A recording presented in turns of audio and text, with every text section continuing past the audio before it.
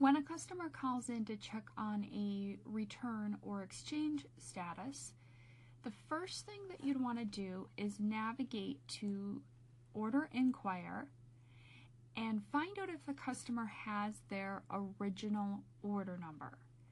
Should the customer have their original order number, we can simply enter that original order number in the order number field and begin to find our details that way. If the customer doesn't, of course, we can use the search, and we can go ahead and use the customer details portion to look for any orders for that specific customer and go and select the order from the order grid. In this case, I am going to go ahead and enter the original order number. So in this case, I can see the order was closed, when it was closed, how much they paid for it, the item or items that were on the order. Of course, I could see the tracking details, etc. But what I really want to know is the return order that's associated with this.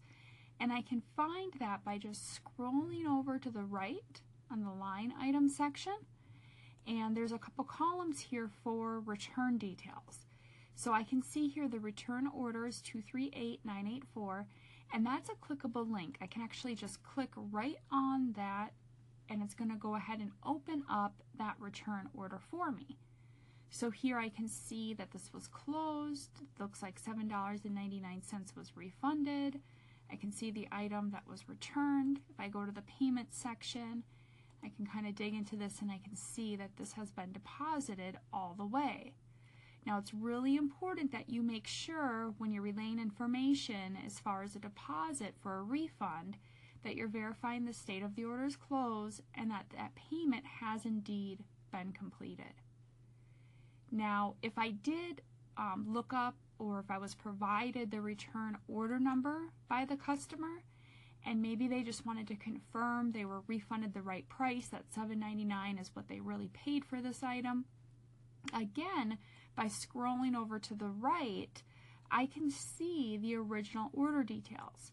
Now, it is listed under return order number on the return line, but that's indicating to me that that was the original order number. Again, that's a clickable link, so I can just click on that, and it's going to bring me right to that original order where I can verify that, yes, $7.99 is what you paid on the original order.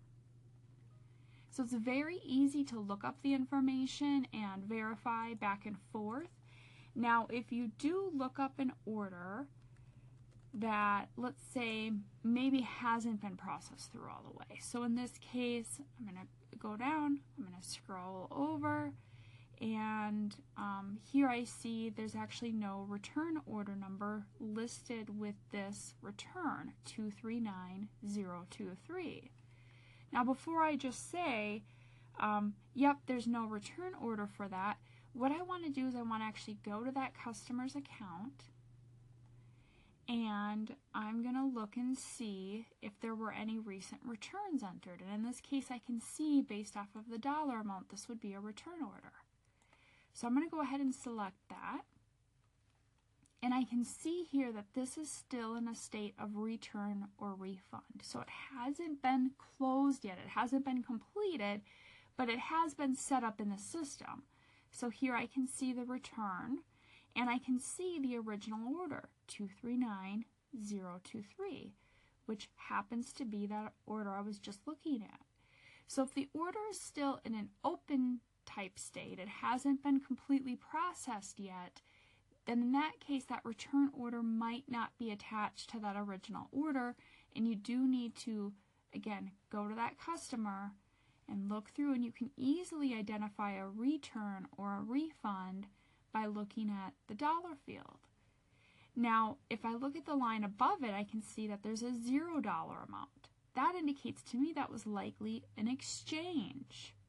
So if I go ahead and select that, I can see this state is open, and if I scroll down, I can indeed see that there was an item that was returned and another item that's going to be processed or shipped out.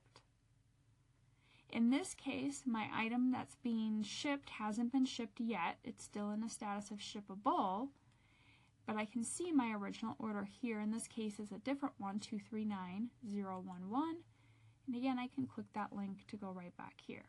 But that order is not going to appear here as a return order until that order has been cleared out of the state. It needs to be in a closed state, or that return specifically needs to be processed through. So that's how you can look up an order and see what state it's in to be able to let your customer know if they should have already received their refund, if their items have already shipped out, or if it's just set up in the system or in processing, as we like to call it.